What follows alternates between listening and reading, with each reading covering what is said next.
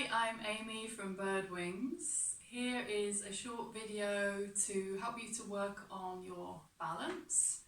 And it's a chair yoga video, so it means that you can use the support of a chair or a wall if you need to as well. And to start off with, let's just take a moment to kind of just get into our bodies, have a little loosen off, maybe shaking out the arms and the legs, giving the shoulders a little bounce.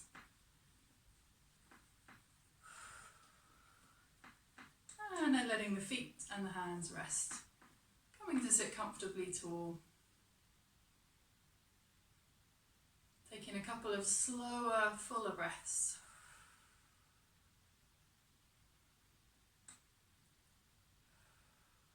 And then just checking in with how you're feeling today.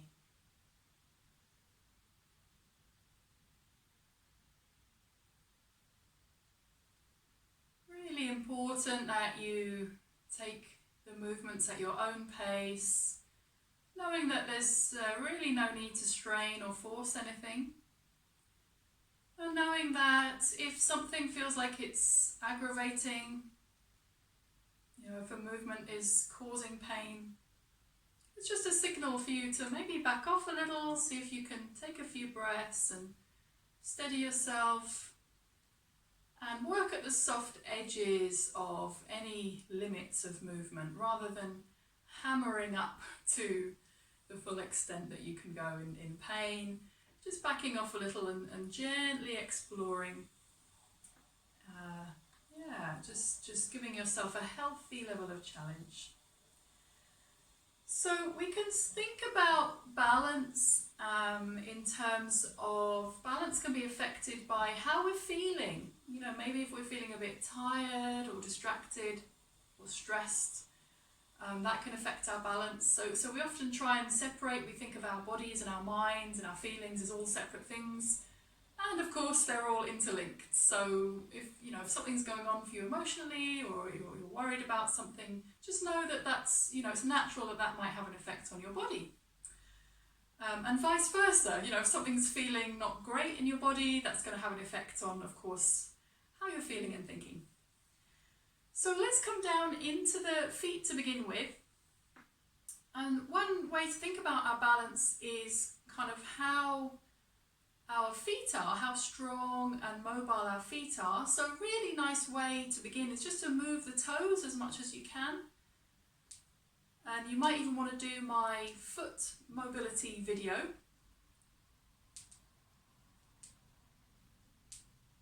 But I'll just do a couple of simple things. You can just wriggle the toes, waking up the feet. And you can curl the toes, just like you would curl your hands into fists. You can curl the toes, squeeze them in, and then lift up, spread out the toes and lift them up, just like you would spread out the hands. We're doing that a few times.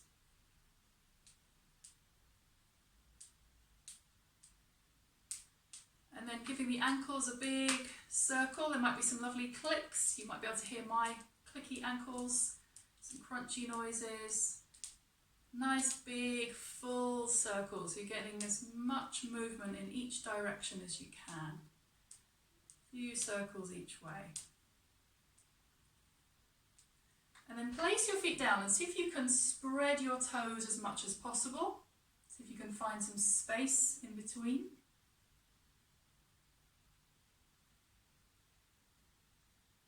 Okay, and then planting the feet.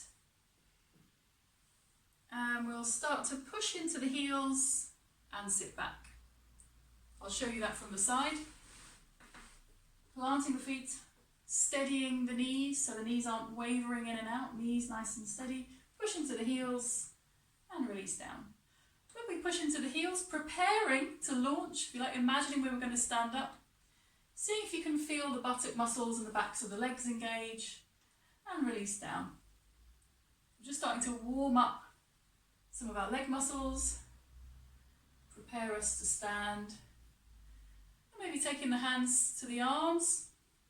And if you see my other chair yoga video, I do a whole sequence of sitting and rising. So we see if we can practice using our hands to come up and down as little as possible. So that's a great leg strengthener. So you might do a few of those. I'm going to move on to some different exercises. Okay, so the first one is just to rock forward and back. You might find it helpful to spread out the toes, rock forward and back, and then come into centre and feel like you've got this nice planted stance, so the feet about hip width or so, and a nice wide base of your toes. And then maybe we come into that movement again and see if we can lift the heels a bit more, maybe we can lift the toes a bit more. And you can have a light touch onto the chair or a wall. And then we'll go sideways, so tilting the ankles from side to side. So the instep of one foot lifts and the outside edge of the opposite foot lifts. And then we swap over.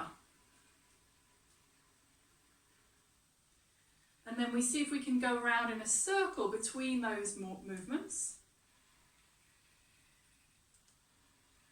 And circle the other way. So this is going to help to strengthen the feet and the ankles. See if you can keep the toes spreading as you roll through. And then have a little shake off. And take a pause and feel down into your toes, feet, ankles and legs. You might be feeling a bit more awake, a bit more alive, tingly, warm. Feeling of the lower leg muscles having worked a bit, the muscles of the feet.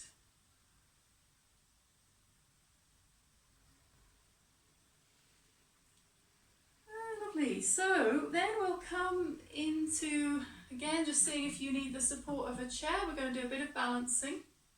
I'm going to just have the chair next to me, but you might have your chair in front of you because we're going to be swapping the touch of the hands onto the supporting chair. So we'll just start by raising up each knee, staying as upright as you can rather than kind of leaning.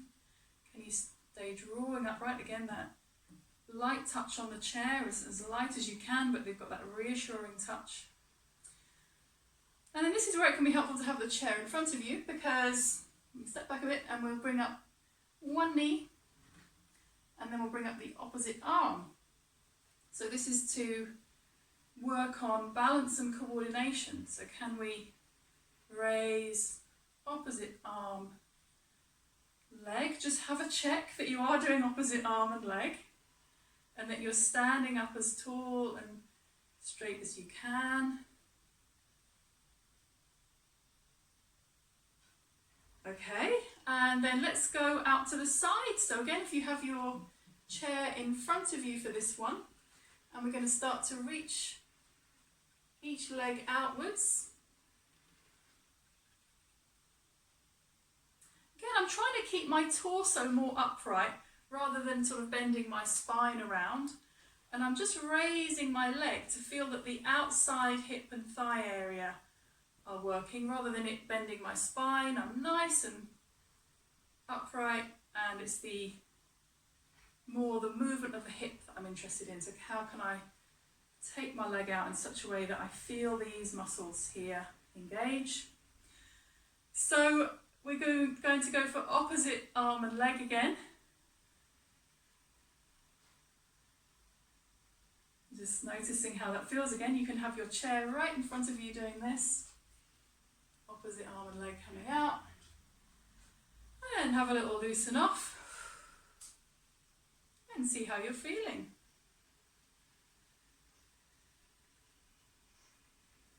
Feel any after effects. Feel some tingling, perhaps some warmth.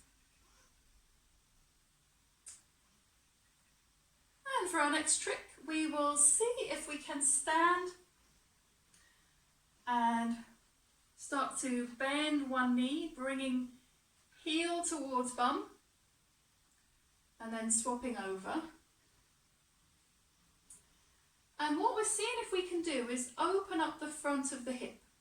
So rather than the hip flexing here and the knee bending, can we draw the knee back? So in this way, if you think of the front hip area a bit like a book that can be folded up, we'll see if we can open up this book completely flat, take the knee back, take the heel up.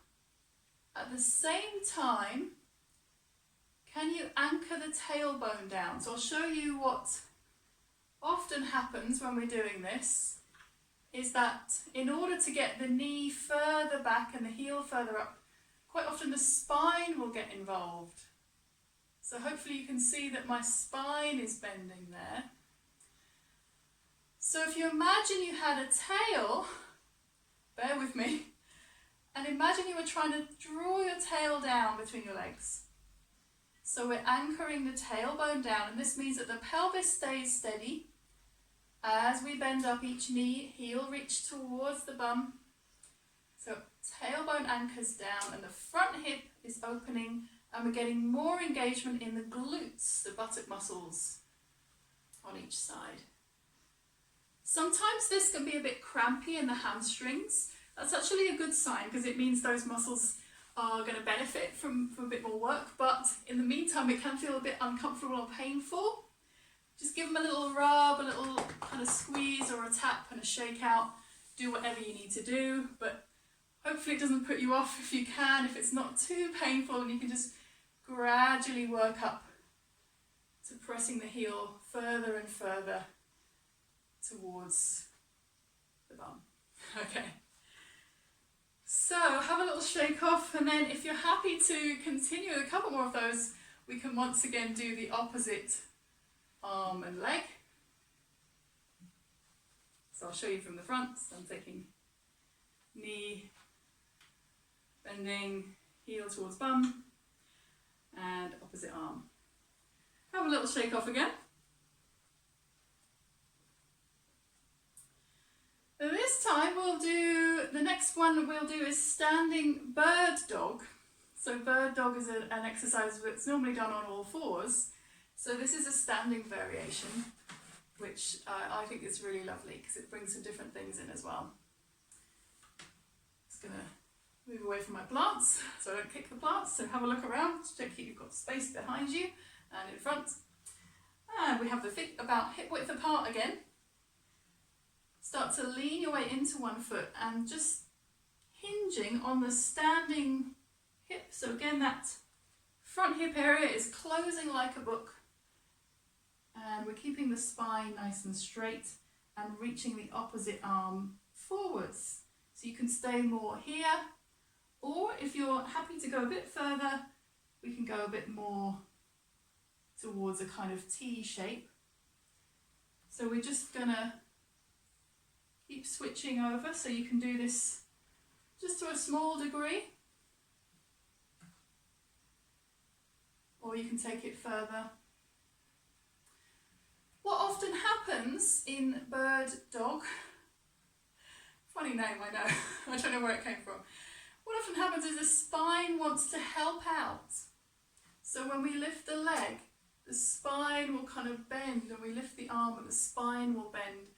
So if we can revisit that little anchoring of the tailbone so that we are, the front hip area of the raised leg is opening. Tailbone anchors down so that we feel the buttock muscles engage. Also, as we reach up with the arm, the chest, when we the spine is trying to help us out, the chest will kind of push forwards. Just hit my lights there. Okay, check you're not going to hit anything. Okay, so you can feel as you come forwards, can you have a look and notice if your chest is pushing forward? So that means that you're back bending. So you can have a check, and can you keep your spine really neutral so your torso kind of is moving in one piece and not kind of wriggling around.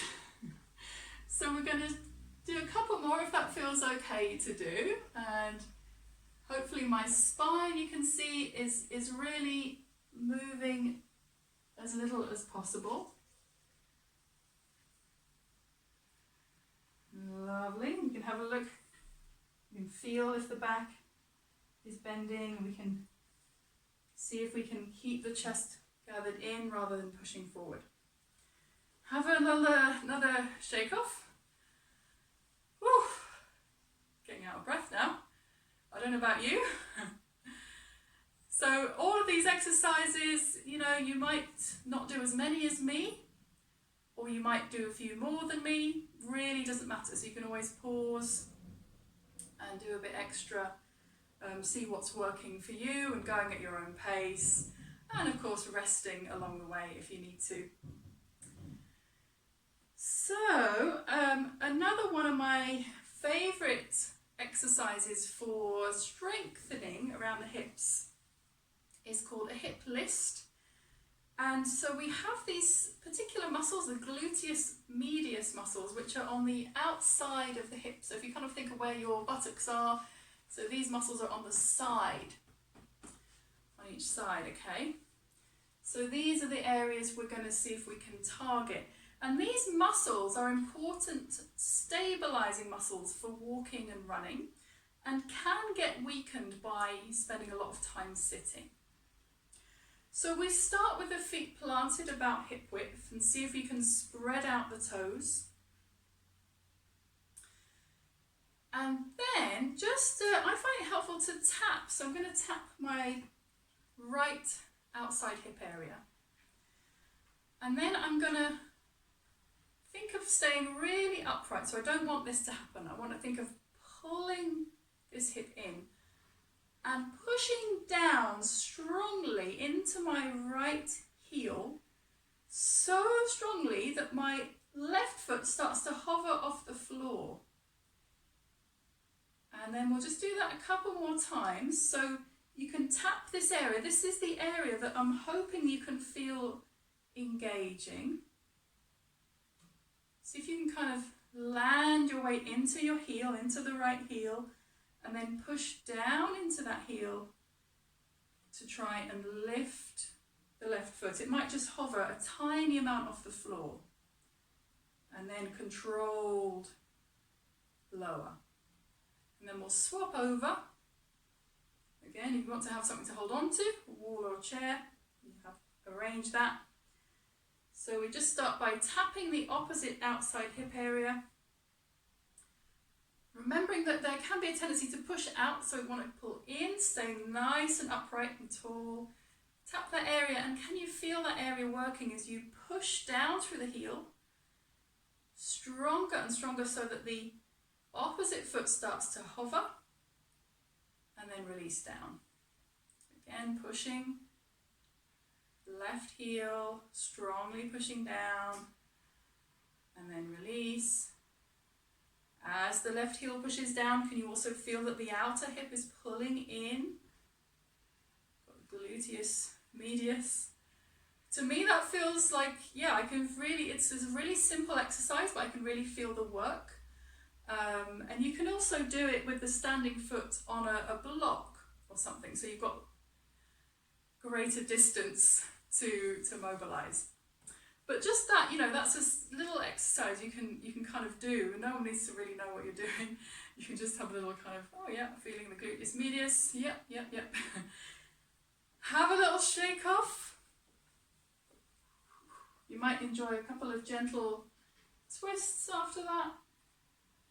A little bit of a shake of the hips. Lovely. And then we'll use a wall or a chair. You might have your chair positioned so that you're next to the back of the chair. I'm going to use the wall for this one. So we're just going to do a bit of tightrope walking. So just start by placing one foot in front of the other. And we go for a little walk, and we can pause, see if we can balance. See if you can take your hand away from the wall, but just have it there for support. And then we can go back the way we came, walking backwards. So I'll just show you that from the front. So I'm seeing if I can line up my feet. So one foot in front of the other. And of course, classic tightrope walker style, you can take your arms out to assist you in balance. Or, as I said, you can have a wall or a couple of chairs or something to touch onto. So we're just kind of challenging our balance in that way. You probably feel how much the ankles and the feet and the lower legs really have to wake up as we do this. You could even use the edge of a rug, a straight rug, or a yoga mat, and walk along that straight edge.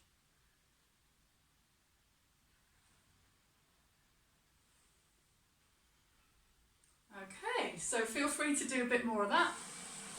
And then a final one is just to take the hands onto the chair, cross at the ankles. So we're going to see if we can get comfy in this position. One foot over the other, and you can bend the knees a bit if you need to. With the chair there, we're going to again fold at the front of the hips like a book, hinging down to get a bit of a stretch. So for me, I get a really nice feeling stretch down the backs of the legs. So you can just take a few breaths there. See if you can find an enjoyable stretch. It shouldn't feel like a torture. You don't have to come, you might just come here or here. You don't have to come down this far. Or you might come even further than I am. So different options there.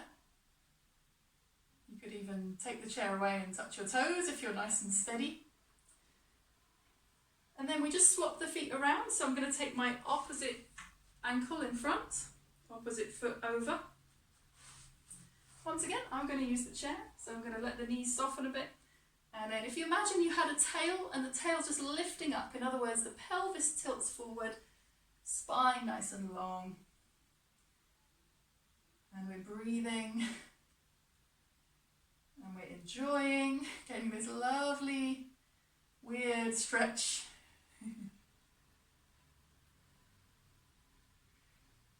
And slowly rise. Okay, so then if you want to, you can just come back to sit or stand.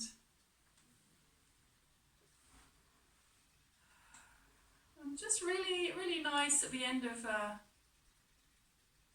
movement practice, just to feel the body. Again, notice how you're feeling. Maybe you feel similar to how you did at the start, or maybe you feel a bit different. It's what's going on in body sensations, thoughts, feelings. Feeling the feet on the floor, support of the chair, and the hands resting. The rise and fall of the breath. Maybe there's a bit of tingling, warmth, or pulsing, something like that after those movements. Feeling any after effects. Just inviting your body to absorb those effects and rest. Feel free to continue this for longer. Thank you so much for watching this video. If you ever want to join me in class sometime, I'm teaching online at the moment, or we can arrange to have a one-to-one session. I always love teaching one-to-one. Or if you have any questions or requests, I'd love to hear from you. Thank you for joining me.